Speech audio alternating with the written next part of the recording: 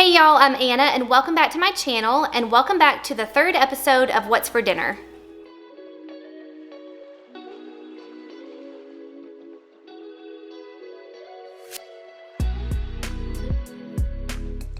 I have 3 really good recipes to share with you this week. We loved all 3 of them and I hope that you do too. If you haven't already, please go ahead and click the red subscribe button and join my YouTube family. And if you do that, then you won't miss any future videos. All right, let's get started. Today is Monday and we're making sausage and orzo soup tonight. It is one of our family's favorites. I've actually already done a video on this recipe before. It was several months ago, but it was with my old camera, so I thought I'd give you a little update on it. And I hope you enjoy, so let's get started.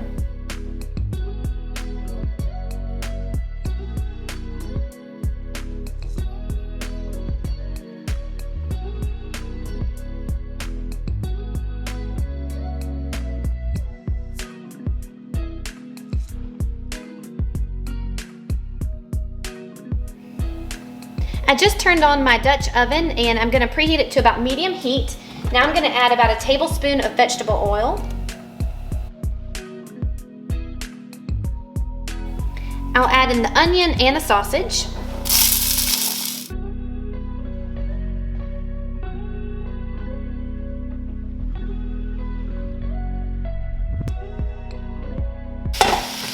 I'm gonna let this cook for several minutes until the onions are tender and the sausage is cooked all the way through. Now I'm gonna add in a big tablespoon of garlic. And I'll let this cook for about a minute. Now I'm adding in 28 ounces of crushed tomatoes.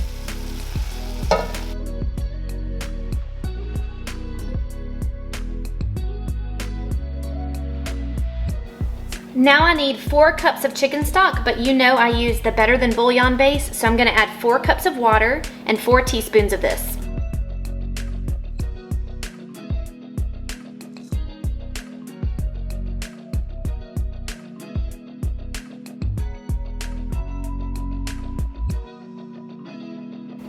I'll also add in some salt and pepper.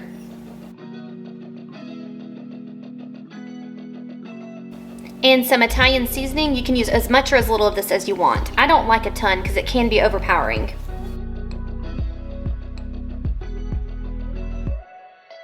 So now I'll turn this back up to about medium high or high, let it come to a boil, and then we'll add in the orzo. This is now up to a boil, so I'll add in the orzo. So I'll let this cook here for about 15 minutes on medium-low, and when it's done cooking, I'll add in the rest of the ingredients. We've got some heavy cream, spinach, and Parmesan cheese. So my soup has been simmering here for about 15 minutes or so. The orzo is all the way cooked.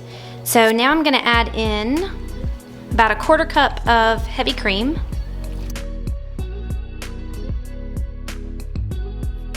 And a couple handfuls of spinach.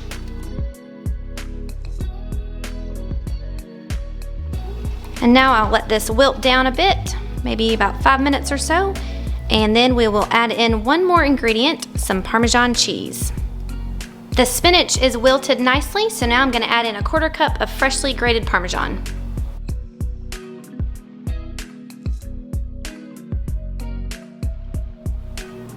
All right, y'all, it's time to eat.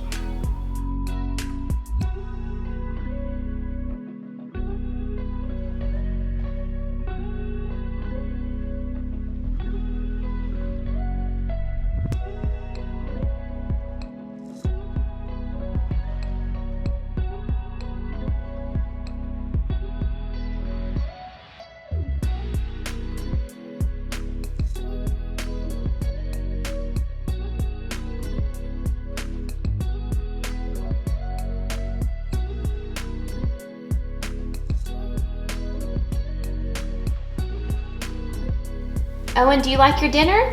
Yeah. What are you eating? Sausage and orzo soup. Very good. It's yummy, isn't it? All right, we get a thumbs up. Katie Jane, do you like it? Yeah. Daddy, do you like it? Mm-hmm. This is good. Mom, I have spinach.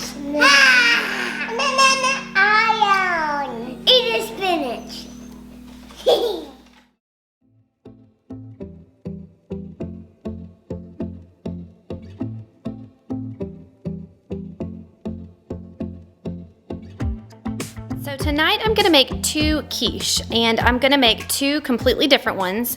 One is gonna be kind of for me, and the other one is gonna be more geared for Zach and what he likes. So for mine, I like mine very simple. I actually already have a recipe video on my channel that I did last summer on the exact one that I'm gonna make for me. So I like just eggs, cheese, bacon, tomatoes, and chives. Now obviously this is not a big tomato like I used last time. I didn't have a normal sized one, so I'm gonna use these little grape tomatoes, but that's gonna be fine. And then for Zach, he likes sausage in his and any kind of vegetables that we have on hand, so I cooked him up some sausage. I'm not gonna use all of that. I'm probably just gonna use like a handful or so, and then put the rest in the fridge, and we can just use that up later this week for like omelets or something. He also loves mushrooms in his quiche, so I went ahead and sauteed up some mushrooms earlier. I sauteed these in some butter and just some salt and pepper, real simple, but it's gonna be really good. I'm gonna make my quiche first and get that completely ready, and then we'll combine all the ingredients for Zach's quiche. But for mine, I know I need 7 eggs. Now normally I use cheddar cheese with mine, but today I'm using the Colby and Monterey Jack cheese, but you can use any kind of cheese that you like. And then I've got bacon, a splash of cream, I forgot to say that earlier, salt and pepper, and these are some fresh chives that I got from Kroger today, and then I've got the grape tomatoes ready. These are 2 of the Pillsbury pie crusts that come in the frozen section. I love these so much, I use them all the time. And what I've done was I've pricked them both with a fork, and I blind baked them, which means I just put them in the oven with nothing in it for about 10 minutes just to give them a head start. And so they'll cook more obviously when we put the whole quiche in the oven in a few minutes. So we're gonna make my quiche first. I've got 7 eggs already cracked in this big bowl, and now I'm gonna add about 1/4 cup of heavy cream, a good amount of salt and pepper to taste,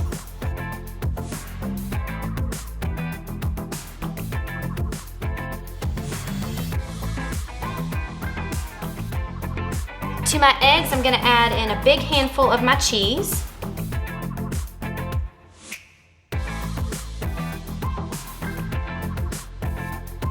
I have 5 slices of bacon, and I'm probably only gonna add about 3.5 to 4 slices in this mixture, and then I'll save the rest for on top. So I'll just crumble this in.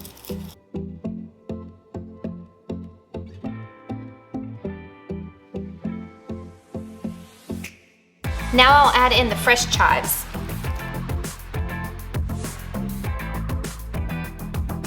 I'll go ahead and pour this into one of my pie crusts, and then we'll get started on Zach's quiche.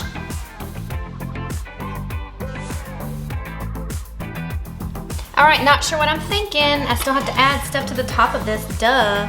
So I'm gonna take some more cheese. This is probably 1/4 cup or so. Cover the top. And some more crumbled bacon.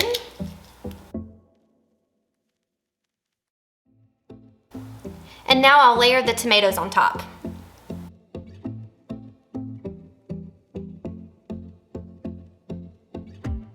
All right, now I'm ready to work on Zach's quiche. For Zach's quiche, I'm only gonna need about 5 eggs, not 7, because I'm gonna be putting the sausage in there and the mushrooms, so that'll take up more room. So I just cracked 5 eggs into the big bowl. Now I'm gonna take the same amount of cream, maybe a little bit less than I used earlier, a big splash, some more salt and pepper,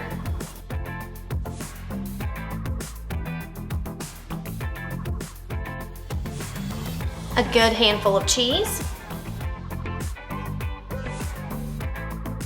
I'll start off by adding the sausage to the pie crust, just a couple of handfuls. And some of the mushrooms. This is such a great way to use up any leftovers that you have in the fridge. If you have any kind of vegetables in the fridge from a previous night of the week, throw those in here and it is so good. All right, I got that ready. Now I'm gonna add in the egg mixture on top.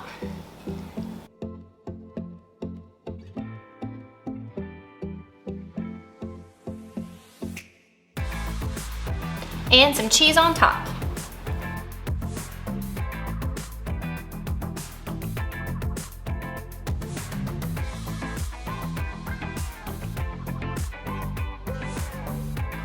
They're ready to go in the oven now at 350. Now this one might get done a little bit before that one because it has less eggs, so I'm gonna keep my eye on that. But in all, probably about 40 to 45 minutes, and when they're done, I'll show you what they look like. I'm also going to show you how I like to make my grits. Now, it's just me, my husband, and I have a 4-year-old and a 2-year-old.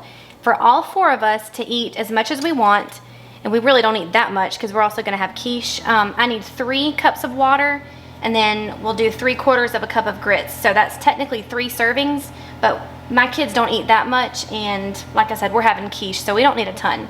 So the first thing I'm going to do is add 3 cups of water to my pot.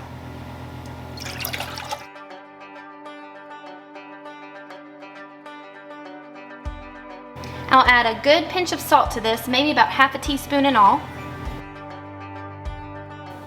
So now I'm going to turn this on high, and when it comes to a boil, we'll turn it down and add in the grits. This is almost at a boil. I can see that it's simmering, it's about to boil. So now I'm going to add in 3/4 of a cup of grits. It's also really important to whisk it really well after each 1/4 cup because it does get lumpy if you don't do that.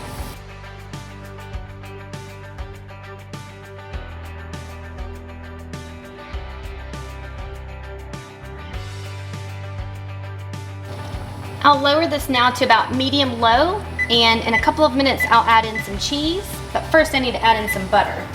This is about a tablespoon of butter.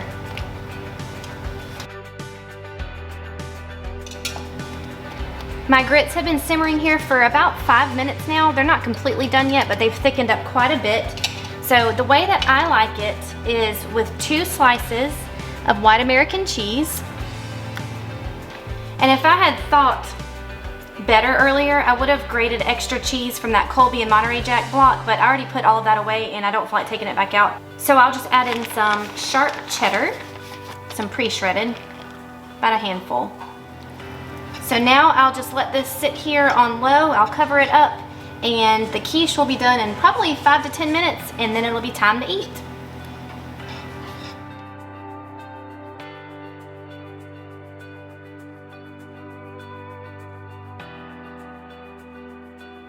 So tonight we're making pink spaghetti, and I think actually according to the recipe I'm using, it's called like creamy tomato pasta or something, but it's basically pink spaghetti because it's pink. Now the recipe does not call for chicken or any kind of meat, which I'm fine with. I can totally eat it without anything, but I'm sure Zach would appreciate some kind of meat with it, so I've got a little bit of chicken that I need to use that I'm going to fry up first, and let's go ahead and get started.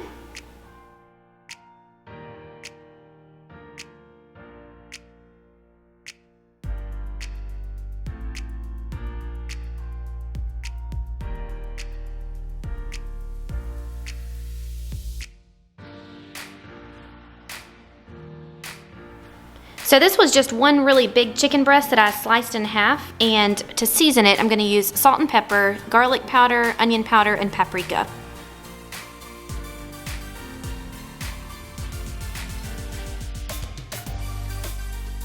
I have a large pot of water that is coming up to a boil, and I need to add a big pinch of salt to it.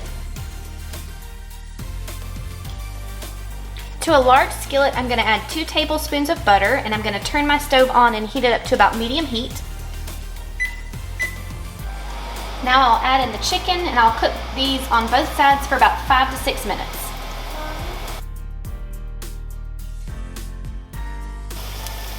Now I'll season the other side of the chicken.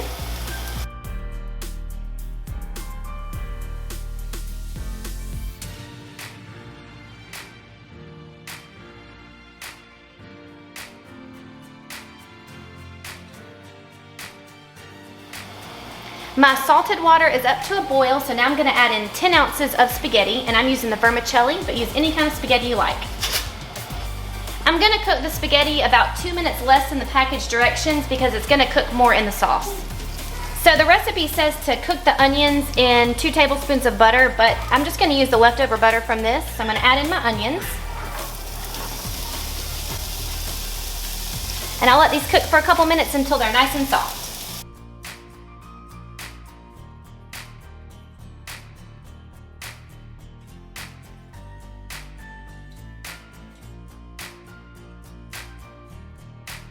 Now I'm adding in 3/4 of a cup of heavy cream and half a cup of 1% milk. I'm sure you could use whatever percent you have, but the recipe does say to use low fat. Now I'll add in 1 can of tomato sauce. This is 8 ounces.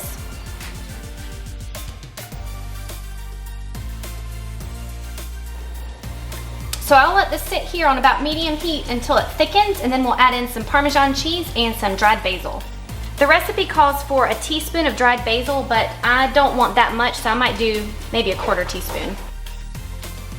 And 3/4 of a cup of freshly grated Parmesan.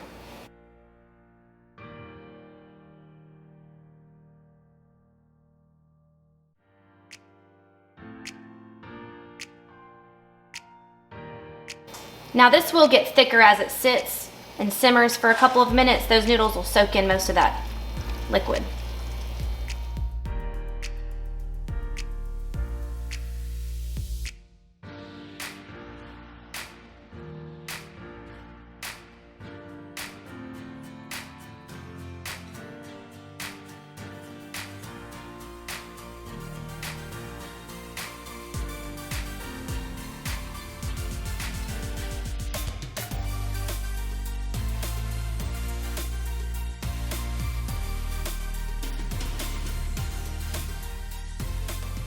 Thank you so much for spending time with me today. That wraps up my 3rd What's for Dinner. If you enjoyed today's video, don't forget to give me a thumbs up and subscribe to my channel if you haven't already, and I will see you next time. Bye!